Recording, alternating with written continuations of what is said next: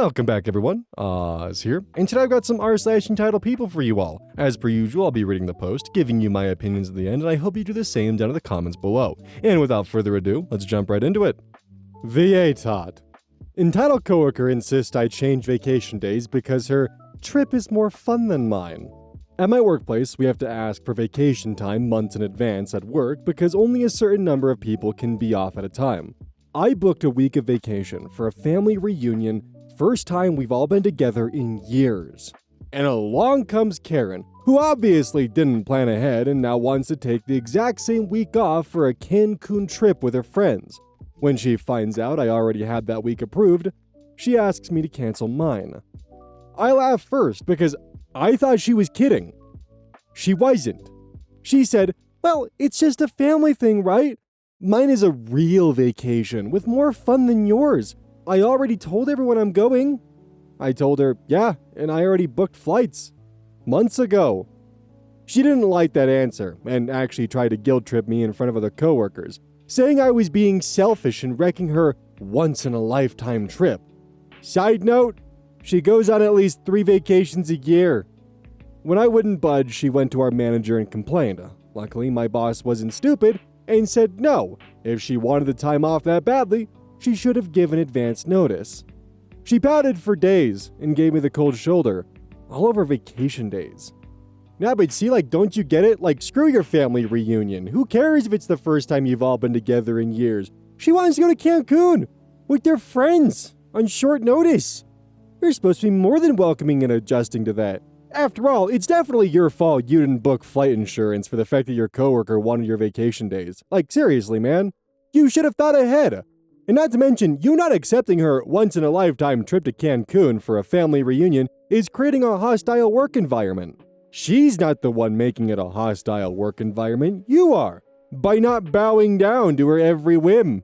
I don't know, gang. I really think OP should have planned ahead on this one and realized that there was a really solid chance that his coworker was going to get a once-in-a-lifetime opportunity to go to Cancun. I think this one's on him. That's sarcasm. I realized I should probably point that out because there's a chance some people might think I'm being serious. Ruthless Pearlclaw. Shopper demanded my employee discount. So, I was at Target last weekend, wearing a red hoodie and khakis. Yes, I know, rookie mistake. I was just browsing the electronics section when a woman marched up and said, "Finally! Do you people not know how to greet customers anymore?" I looked up, confused, and said, "Oh, sorry, I don't work here." She narrowed her eyes. "You're wearing red and khakis, don't lie to me. I need help finding a charging cable for my son's iPad." Again, I politely told her I was not an employee, just shopping. She went off. "You young people have no work ethic. If you're too lazy to help customers, you shouldn't work retail." I laughed a little and walked away, thinking it was over. 10 minutes later, I was in line to check out, and this woman appeared behind me with a cart full of stuff. She tapped me on the shoulder and said, "If you're not going to help me, the least you can do is use your employee discount." I blinked and replied, "Ma'am, I don't work here. I'm literally buying toilet paper and Cheetos." She rolled her eyes and muttered, "So selfish." The cashier heard the whole thing and just shook his head. "You wouldn't believe how often this happens," he said. I walked out with my snacks and 0 discount. Meanwhile, she was still arguing with the cashier about what kind of training they do here. Retail workers, you have my full respect. I wore the wrong outfit for 1 hour and nearly lost my mind. I've actually made this exact mistake at a Best Buy, and I made the mistake of actually helping the customer out. I've also made the mistake of helping a customer in a grocery store and sending them to the wrong fucking side of the store. So, I've been on both sides of this. Each time I just try to help the best I can, but I do remember one time at a grocery store, I sent some poor person, I don't know whether socioeconomic status matters, but I sent this person to the wrong side of the fucking store. Basically, we were in one aisle, they asked for help, I pointed them all the way down the store, and then I walked to the next aisle. It's like, oh, shit. That's what they were looking for. And I'm pretty sure I've told that story before. But just in case if I have told that story before, here's an additional one. When I was at my cousin's wedding, we went to go see Transformers 1, because I'm a fucking child at heart, and so is he. And we were getting like popcorn, snacks, and a bunch of shit like that. We go to check out, and like the movie theater clerk, because we're like the only people there, like scans his ID, and it goes from like an $80 total to $40. It was just like dude, my man. That movie was awesome, by the way. Highly recommend Transformers 1 if you haven't seen it. Greggy Boy, 34. Degraded by grating cheese at a restaurant. I work at a very popular corporate Italian restaurant that specializes in soups and salads. One of our shticks is we grate the cheese at the table into customers' food in front of them. So, this couple comes in, both in their 20s. The girl was very nice, but the guy just seemed very anxious or off. So, they order, and for their first course, they both get soup. I bring out their soup and ask if they would like some cheese. The guy goes, "Oh, I want a bowl of cheese. You should be used to grating it in the back."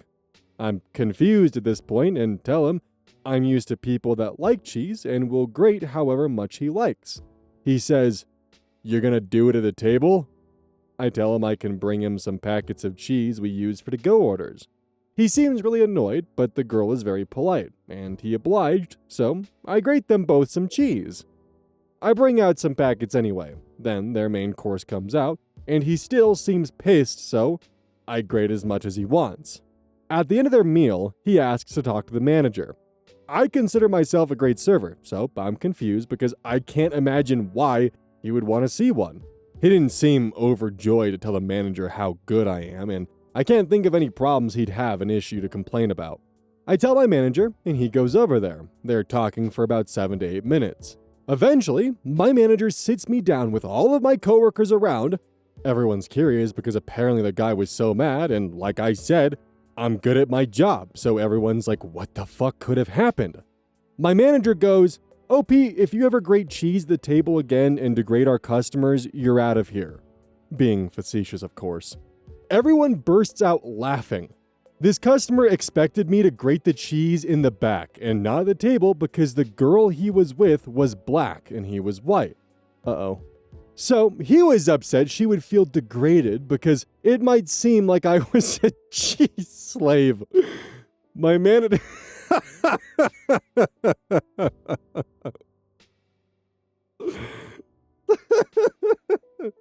My manager goes and said the girl looked mortified. And I feel so bad for her. Like, he really expected me to read his mind and be like, "Oh yeah, God forbid I grate cheese. She might be reminded of slavery." Oh my God. Imagine if that's your first impression of the guy you're taking on a date. Oh.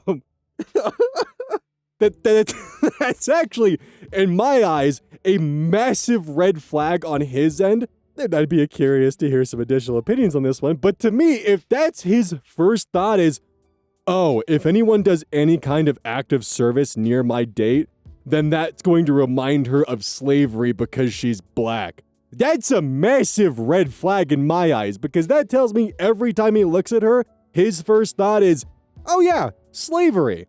Which I feel like is a massive red flag, and I'd be curious if anyone else gets that vibe as well, or if I'm jumping the gun here. Poor dude was just working at Olive Garden and got called a dirty little cheese slave. Oh my God. Someone put that on that man's tombstone. Acanthocephalacy 257. Entitled lady wanted to use my yard. This just happened last summer. I'm still kind of baffled. I was sitting in a chair on my front porch playing on my phone, and a lady drove up. Never seen her or her car before. It was like a bright teal color, not something you normally see. I'd have remembered it if it drove by often. She stopped outside my house and was like yelling hello and waving at me. I looked up. I'm sure the confusion on my face was obvious. I said, "Hello?" And she said, "I want to ask you something." And now I'm annoyed, like, oh God, are you an MLM lady? Some religious sect? But I just said, "About what?" And she gave me a weird look and said, "I want to ask you something." I responded, "Okay. About what?" Again, with the look, she waves her hand around and says, I don't want to ask from this far away. Now, red flags are going off. I'm like, there's zero chance in hell I'm getting up and walking over to this strange lady's car, so I tell her she's free to get out of her car and get a little closer.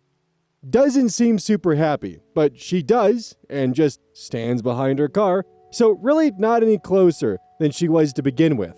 Then she asks if my street has a lot of traffic. I told her it had a good bit, thinking she's worried about her car being parked kinda in the middle of the road. But no, her next words really baffled me. I'm looking for someone to let me use their yard to have a yard sale. I immediately just said, nope, not here. Everything about this lady had already rubbed me the wrong way. There was no way I was letting her use my property for hours. She was flabbergasted. No. I repeated, yeah, no, not here. She called me rude and was saying a bunch of other stuff I didn't catch under her breath while getting back in her car in a huff and driving away. And I'm just sitting there like, why? There's also an empty field literally at the corner of my street, so just, no, lady, you aren't entitled to use my yard for your sale. So being someone who has just enough of a baby face still to where I can pass as maybe like an 18 or 19-year-old if I'm like freshly shaven, sometimes if I'm just not in the mood to deal with people when they knock on my door, I'll just tell them, yeah, I'll ask my mom when she gets home, and close the door on them. Like, sometimes I'm kind of insulted when I open the door and they go, hey, is your dad home? And it's like, no. But other times, God, it is the most convenient weapon to get out of an awkward conversation immediately. Mara Roses. You work from home, so you can help me anytime. Nope, that's not how freelancing works. Hi again. Wait, again? God fucking damn it, when I go to check, the account's been fucking suspended. Sorry, gang, I have no way to find out what they mean by hi again. I work as a full-time freelance graphic designer from home. I love what I do. I have great clients, I get to set my own schedule, but one thing that never stops is how entitled some people are about my time just because I work from home. Throughout this week, I've been working on a tight deadline for a client I've had for years. This was a full branding package. A logo, social templates, product mockups, literally the kind of job that pays my bills for the month. On Friday, I was deep in Adobe Illustrator with headphones on when someone rang my doorbell. I ignored it, assuming they'd go away, but it rang again. And again.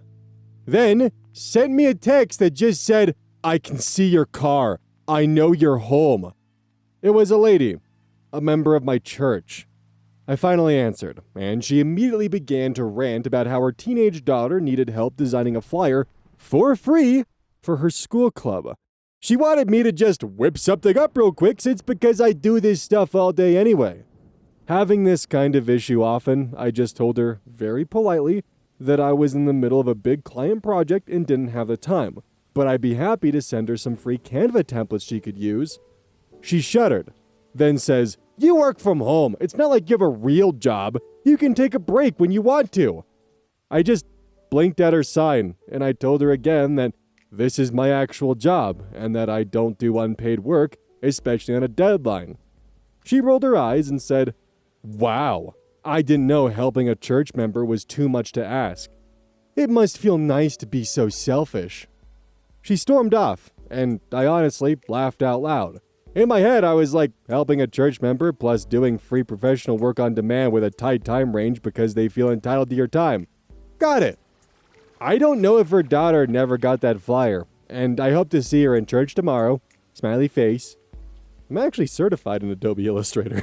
This is part of my high school curriculum. And now I'm going to steal one of my teacher's stories from all those years ago. Basically, when we were learning Adobe Illustrator, one of the things he told us to never do was to draw in front of a client, because he made the mistake of having a big budget client. He decided to do some initial sketch mock-ups in front of them, and then his client took the paper and just fucking drew a masterpiece of what they were looking for. And it's very much a, why am I even hiring you at this point kind of moment. So, if you're ever going to graphic design, don't ever draw in front of your clients because there could be a potential you'll just end up embarrassing yourself. Now, the next point that I want to bring up is the amount of frustration that I get with the whole concept of, oh, you don't have a real job, you work from home. On my lazy days, I maybe work for 4 to 5 hours. On my rough and jam-packed days, it's about 10 to 12. And on top of that, I don't get days off. I hate my fucking boss. He's a gray-haired twink bastard who locks me in the vocal booth and makes me scream into this goddamn microphone till my vocal cords give out. I hate him. Wah, you got bills to pay. Wah, get in the booth. Wah, go bully racist people on TikTok. Wah. Actually, wait, that's not. It's a different part of the job. Pearl Muses. My coworker told HR I was too negative after my dog died. A couple months ago, my dog passed away unexpectedly. She's been with me through college, my first job, breakups, just everything. I was obviously a mess for a bit. Still, showed up to work, got things done. But yeah, I wasn't Miss Sunshine for a few days. I didn't chat much, skipped the dumb office memes, just kept to myself and powered through. HR calls me in one day and says someone anonymously reported me for being unapproachable and negative. Like, bro, I'm not yelling or slamming things, I'm just quiet. Sorry I'm not laughing at TikToks with you while I grieve. Later found out it was this one dude I barely talked to who felt uncomfortable around me because I seemed cold. What the actual hell? People need to realize that not everything is about them. You're not entitled to someone else's emotional energy, especially when they're just trying to survive. What are with these people? So I had a very, very, very similar situation to this in high school. Basically, long story short, part of our grade, about 10% of our entire grade, was our professionalism in the classroom. And for some reason, one specific teacher had decided to completely encompass the umbrella of professionalism to also our just general emotions. Now, during this time, I had my first job, and for those of you who have been longtime listeners of this channel, you'll know that my first job was kind of hell. Basically, if I didn't kill the rodents that were in the kitchen, I'd get fired. My manager taught me how to tail whip them. Not fun. And as a 16-year-old with a soft spot for animals, it kind of fucking broke me. And there was a long period of time where I was just emotionally fucking gone. And because I was emotionally distraught and not having a good time because I was having to pretty much eradicate small animals and watch them die, I was pretty mopey in the classroom. And my grades started to decline, not because I wasn't performing my work, but just because I was constantly quiet and frowny. I ended up going to the school guidance counselor and explaining that this was only exasperating my current emotions and making things far worse, and oh, look at that, within a day my grades were back to normal. But yeah, judging high schoolers on their day-to-day professionalism when they're dealing with a bunch of just fucking hormones, their first jobs, and God knows what else they're dealing with, is stupid. On another note, now that I think about it, that might be because I almost hit that teacher with my car. To be fair, it was her fault. The light was green, it was icy, and she was jaywalking with her dog. I was also 16 and had only been driving alone for 2 weeks. I stopped in time, but I had to slam my brakes. I just kept sliding, and she stopped right in front of my car, too. I don't know why, but I remember making eye contact with her, and she was just standing in the middle of the road while it was icy, and I just kept slowly sliding towards her. And it's the light was green. The crosswalk literally has the red hand of don't fucking cross, lady. But here we are. Awkward eye contact. This post was posted by Big Pussy Stance. Coworker felt entitled to know about my family situation and was utterly mortified in the process by my answer. One of the things I hate most in life is when people start asking you questions in a roundabout, confusing way, rather than directly asking you. If you really want to know something, just be blunt and ask me directly, rather than coming across as pushy. I had this situation at work where I had to go to another office for a meeting and started practically getting grilled by this woman who I'd never met before. She was asking stuff like where I'm from, where I'm based, what my parents did, etc. She wasn't asking to be polite or even curious. It was very clear she felt entitled to that information, and when I gave intentionally vague answers, she got really pissy and became more determined and doubled down on the fact that I only mentioned one parent, my mother. All I said was I'm pretty close to my mom and we live near each other, so we do stuff sometimes. It's a generic answer, and because I don't know this lady, why would I tell her anything else personal? Then the questions started, oh, what about your dad? And so on. I'll be honest, I'm so used to people feeling like they're entitled to know about why I don't mention my dad that I'm just so blunt about it, or joke that, oh, I'll need to bring out the Ouija board to find him. Anyway, she wouldn't let it go that I didn't talk about my dad, and it pissed me off. So I was extremely blunt and just said, he's been dead for 19 years. Dropped to the floor with a ruptured brain aneurysm and died not long after. She didn't know what to say and was clearly mortified by my answer, which was followed by an awkward attempt at backtracking, and I just walked away. I later heard from a few others that I embarrassed her highly, and she didn't know what to say, especially since I'm quite young, 27, and was a kid when it happened. I thought, good, it's what she deserves for demanding to know everything about a person. If somebody clearly doesn't talk about something, there's a reason why. Rather than be pushy or beat around the bush, I'd prefer just fucking ask, as I'll be less pissed off than you trying to force it out of me. I have a dead dad. Big deal. Edit to add, no, she was not doing it to be friendly. She was extremely pushy, pissy, and demanding. This is definitely a post that would belong right in r/traumatize them back. And in all honesty, even if she was trying to be nice, she's the one that kept asking personal questions in a workplace setting that you very clearly were trying to dance around and not directly answer. And she's not, entitled to that information, even if she's trying to be kind about it. If you mentioned your mother when she asked about your parents, and you didn't mention your father, then she continued to ask about your father despite you beating around the bush, and then you answered. She's the one who embarrassed herself. What were you supposed to do? Lie about your father's condition? The general consensus that I've been seeing in the Reddit comments is if you receive questions like this, definitely just drop a, that's a personal question. At this time, I'd like all questions to be work-related, or something along those lines. Even if she was just trying to make friendly conversation, there's a very clear point where someone is trying to avoid talking about something and you continue pressing the matter. If that's what happened here, then yeah, they got exactly what they deserved. But, and I'm not saying this is what happened, if the conversation was like, oh, hey, where are you from? Oh, no way. What about your parents? Oh, what about your dad? What's he up to?